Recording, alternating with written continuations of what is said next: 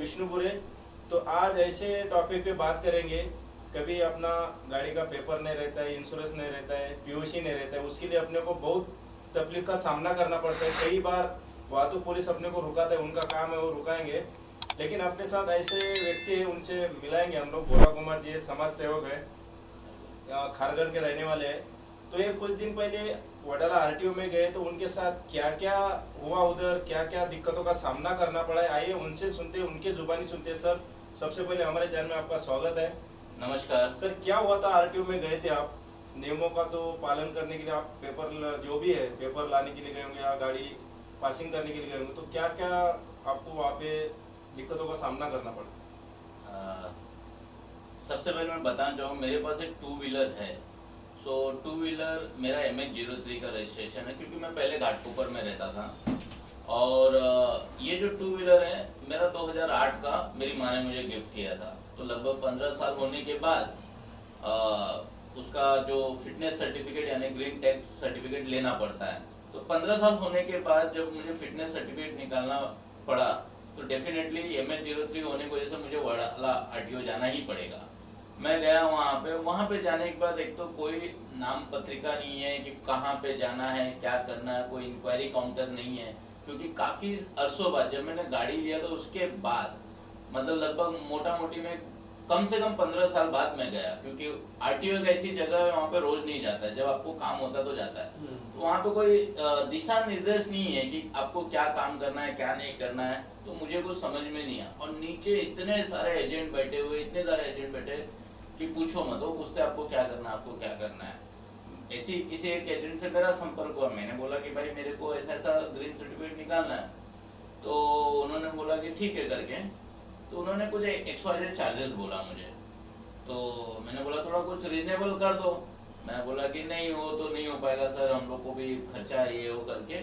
फिर थोड़ा मशक्कत करने के बाद यहाँ वहाँ करने के बाद मैंने पूछा कि कहाँ है इनका ऑफिस, अगर विदाउट एजेंट आप काम कर सकते। तो बोले सेकेंड फ्लोर पे है, आपका मोबाइल भी रजिस्टर करना पड़ता है आपके आरसी बुक के साथ में, क्योंकि OTP जनरेट हो रहा है। क्योंकि मैं समझता हूँ इस तंत्र ज्ञान की दुनिया में अब गवर्नमेंट और गवर्नमेंट का डिवीजन भी अपडेट हो रहा है।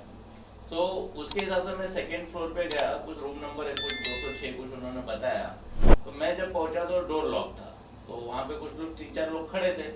तो बातचीत में पता चला कि वो जो 3-4 लोग थे, किसी का चौथा विजिट है, किसी का 5वां विजिट है। एक लड़का तो इतना फ्रस्ट्रेट हो गया था, बोल रहा था कि मेरा सब कुछ डॉक्यूमेंट पूरा होने के बाद भी काम नहीं हो रहा है।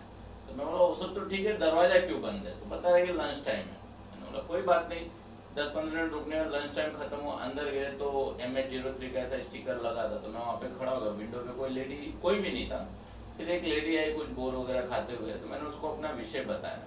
तो उन्होंने बोला कि ऑनलाइन पेमेंट करना है। देखिए मैं वडाला आरटीओ पहली बार गया, ऑनलाइन पेमेंट करना, आपका वेबसाइट क्या है, कुछ तो इन्फॉर्मेशन होना चाहिए ना। सी मैं एज अ कंज्यूमर हूँ, मैं पे करना चाहता हूँ। आपका जो भी नॉमिनल फीस है तो मैं आपको पे करना चाहता हूँ। जब मैं आपको पे करना चाहता हूँ तो पेमेंट का जो सिस्टम है वो आपके पास होना चाहिए। तो बोले नहीं सारा कुछ ऑनलाइन ये सब हो गया। तो वेबसाइट कौन सा है, कौन सा सिस्टम, कुछ तो गाइडलाइन करो ना सर। भले आप पढ़े लिखे हो या नहीं हो, लेकिन आपका वो सिस्टम नहीं हो, आरटीओ का सिस्टम। तो आरटीओ ने आपको गाइडलाइन करना चाहिए उनके सिस्टम के बारे में। तो बाद में उनका दूसरा एक ऑफिसर को मैंने रिक्वेस्ट किया, उन्होंने बोला एक वेबसाइट दिया, वेबसाइट में बताया। तो उन्होंने मेरा सिस्टम में भी कुछ आरसी बुक देखा, तो सिस्टम में भी चेक किया, बोला कि आपका मोबाइल नंबर रजिस्टर्ड नहीं। मैंने बोला कर दो। तो फटाफट उन्होंने मेरा मोबाइल नंबर उनके सिस्टम किया, जो हार्डली 2 से 5 मिनट में काम हो गया। अब सवाल आया पेमेंट देने। उन्होंने मुझे वेबसाइट के बारे में, वेबसाइट पे मैंने स्क्रॉल किया, सारा इन्फॉर्मेशन वगैरह भरा, पेमेंट का गेटवे है। तो मैंने बोला मेरे पास तो डेबिट कार्ड है। बोलती नहीं, पेमेंट या तो क्रेडिट कार्ड से होगा, डेबिट कार्ड से। मैं बोला जीपे होगा। बोलती नहीं जीपे नहीं होगा, शायद पेटीएम ऐसा कुछ उन्होंने दूसरा UPI का नाम बताया। तो मैंने उसके 2 से 3 बार पेमेंट करने के बाद वो फेल हो गया। मोटा मोटी में उस रूम में मेरा पौना से 1 घंटा वेस्टेज गया और रिजल्ट निकला 0। केवल मेरा मोबाइल नंबर रजिस्टर्ड हो गया OTP के लिए। मैं फ्रस्ट्रेट हो गया, ऑलमोस्ट टाइम हो गया। फिर बाद में उन्होंने उनको पूछा कि एटलीस्ट मुझे प्रोसेस तो बता दो। तो उन्होंने बताया ये फॉर्म भरना पड़े, ये पेपर जमा है, दुनिया भर का ऐसा कंफ्यूज किया। तो मैं बोला फिर उसके बाद बोलते सब होने के बाद आपका इंस्पेक्टर आपकी गाड़ी का इंस्पेक्ट करेगा। मैं बोला वो, बोलते नहीं अभी तो लगभग टाइम कुछ मिला था 3:30-4 बज गए थे। तो बोला कि अभी तो इंस्पेक्टर भी निकल गया है, आज तो आपका किसी भी हालत में नहीं होगा, आपको कल आने। मैं बोला यार मतलब दोबारा चेक करना पड़ेगा। फिर मैं सोचा अभी क्या करूँ, अब मरता क्या ना करता। तो फिर मैं वापस नीचे आया, उस एजेंट को पूछा, थोड़ा बार्गेनिंग वगैरह किया। तो बाद में मैं बोला कि उसको मैंने एक कमिटमेंट लिया उससे कि मेरे को आज के डेट में ही काम होना चाहिए, इवन द इंस्पेक्टर इंस्पेक्शन का भी। वो बोला सर सब आपका हो जाएगा। आई वॉज लिटरली शॉक कि गवर्नमेंट का ऑफिसर बोलता है कि आज के डेट में इंस्पेक्टर चेकिंग नहीं होगा क्योंकि वो निकल चुके हैं। नीचे एजेंट बोलता है कि आज के डेट में आपका सारा काम हो जाएगा। तो जैसे कि आपने फेसबुक लाइव भी किया था, वो वीडियो में आपने बोला कि नियम के अनुसार मैं पैसा भरने के बाद भी मुझे कुछ एक्स्ट्रा पैसे देना पड़े, तो कौन मांगा और कितना पैसा देना पड़ा? नहीं, क्या हुआ कि मैं वही आपको बताने की कोशिश कर रहा हूँ कि जब वहाँ पे मैं जब एजेंट को पूछा तो एजेंट ने बोला आज के डेट में आपका काम हो जाएगा। मैं सरप्राइज हो गया कि ऊपर ऑफिसर ने बोला आज के डेट में इम्पॉसिबल है, नीचे एजेंट बोलता है कि आज के डेट में हो जाएगा। थोड़ा बार्गेनिंग किया, उसने बोला जो भी गवर्नमेंट का फीस आएगा उसके ऊपर 2 से 2500 रुपए के आसपास उसने मुझे एक्स्ट्रा मांगा। और थोड़ा बार्गेनिंग किया था, 100-200 रुपए शायद उसने काम नहीं, मतलब 100-200 रुपए कम किया। बट मेरे पास वो एक्स्ट्रा 25 रुपए थे, इसलिए मैं दे रहा हूँ। मतलब हम मिडिल क्लास में था, मिडिल क्लास फैमिली आज एक दिन में 500 से 1500 रुपए कमाता है। अगर किसी सरकारी कामकाज के लिए उस सरकारी दफ्तर के चक्कर लगाता है तो डेफिनेटली उस दिन उसका लीव लगता है, छुट्टी लेना पड़ता है। तो उसका पगार जो है 500 से 1500 रुपए का नुकसान तो होता ही है, साथ में उसको काम भी नहीं होता है।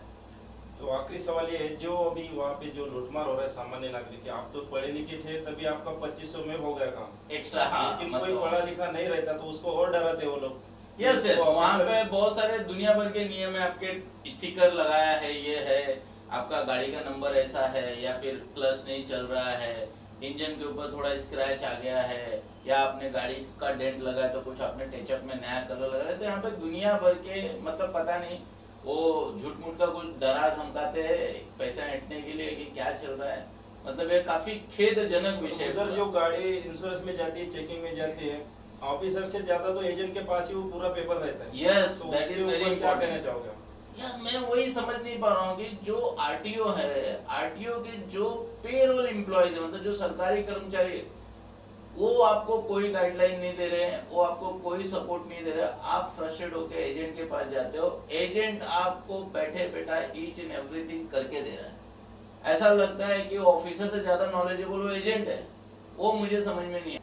तो जैसे कि आपने देखा है वडाला आर्ट का, इन्होंने सब बताया इनके साथ जो भी घटना हुई है, लेकिन वहाँ पे बहुत सारे फ्रॉड चलते हैं। लेकिन जो 2 व्हीलर 4 व्हीलर जो टैक्सी ड्राइवर है वो पासिंग के लिए जाते हैं, रेडियम ज़्यादा से ज़्यादा 300 या 400 रुपए का रहता है, लेकिन उसका चार्ज लोग 1500-1600 रुपए लेते हैं।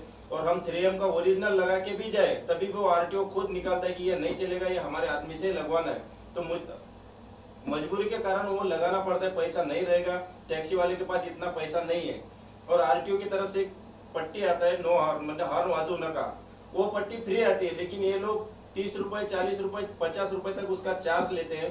थोड़ा सा भी नंबर क्रैश रहेगा उसका भी पेंटर बाजू में रहता है, वो भी 50-100 रुपए उसमें ये करता है, चार्ज लगाता है। और उसके बाद टी परमिट का जो लोगो आता है वो भी थोड़ा ब्लर होगा, उसके बाद भी वो गाड़ी पासिंग नहीं करेगा, तो उसके बाजू में लोग रहते हैं रेडियम वाले, वो लगाना पड़ता है अपने को। जो जितना चार्ज करे वो देना ही पड़ता है, नहीं तो गाड़ी पासिंग नहीं होगा। तो बहुत सारे लोग दूर दूर से आते हैं, मजबूरी रहता है, देना ही पड़ता है पैसा। तो ये लूटमार कब रुकेगी?